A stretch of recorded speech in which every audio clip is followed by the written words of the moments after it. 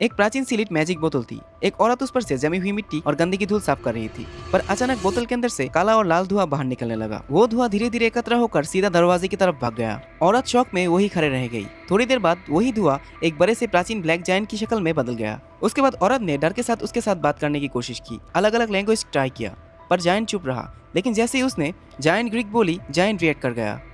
तब पता चला वो कोई आम भूत नहीं बल्कि एक पुराना जिन, लैम्प का देवता है। उसने कहा कि वो शुक्रिया के लिए लड़की की 3 विशेष पूरी करेगा। फिर जायंट ने अपने हाथ एक बुक सेल पर रखा और सारी नॉलेज एब्जॉर्व कर ली। उसके बाद कंप्यूटर पर हाथ रखा और तुरंत मॉडर्न दुनिया की लैंग्वेज और लाइफस्टाइल सीख गया।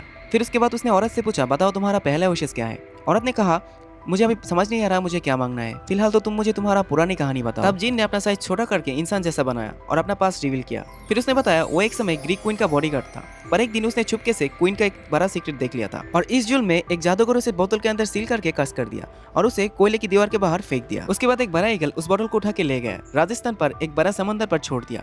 वहाँ तो 2500 साल पानी के नीचे ही था। एक दिन कुछ मछुआरों को उस जीनी का बोतल मिलता है जो पत्थर में बदल गया था, लेकिन उन्होंने उसे फेंक दिया बेकार समझकर। फिर कभी किसी ने उसे अपने मैजिक एक्सपेरिमेंट के लिए यूज किया और कभी एक मजदूर ने इसे कोयले की दीवार में चिपका दिया पत्थर की जगह। एक दिन एक छोटी लड़की दीवार चढ़ते चढ़ते औकात से तोड़ दिया और बोतल को अपने पास छुपा लिया। फिर उस लड़की की अचानक मौत हो गई और बोतल को फिर से हंड्रेड्स ऑफ इयर्स मूर्ति के नीचे ही दब गई। उसके बाद एक टाइम एक मोटी औरत ने गलती से उस बोतल को तोड़ दिया और जिन वापस से रिलीज हो गई, पर वो औरत उसकी बात सुनने के लिए रेडी नहीं थी। उसने सोचा कि जिन उसकी बेटी पर नजर रख रहा है। उसने गुस्से में आकर उस बोतल को वापस समुद्र में फेंक दिया और ऐसे ही 1000 साल और गुजर गए। फिर एक लड़की ने एक मछली के पेट से उस बोतल को बाहर निकाला, लेकिन वो लड़की मेंटली अनस्टेबल थी। अपने पागलपन की वजह से गलत तरीके से विश मांगा और जिन को फिर से एक ग्लास बोतल में सील कर दिया। कई सौ साल बाद वो बोतल फाइनली गुची के हाथ लगी, मतलब वो लड़की के हाथ में लगी जो अभी कहानी सुन रहा है। उसने जिन की कहानी सुनी और दिल से सिंपैथी फील की और उसने बोला, मेरा पहला विश है, मैं चाहती हूँ तुम मुझे प्यार करो और मेरा बॉयफ्रेंड बन जाओ। और सच में जिन ने उसे प्यार और केयर से भर दिया।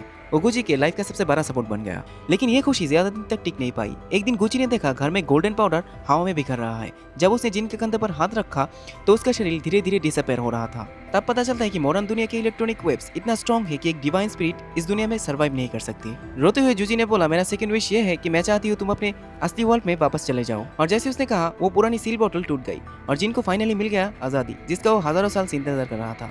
और अब एक सवाल आप सबके लिए, अगर आपको एक ऐसा मैजिक बोतल मिल जाए तो आप अपना पहला विश क्या मांगोगे? कमेंट में बताओ।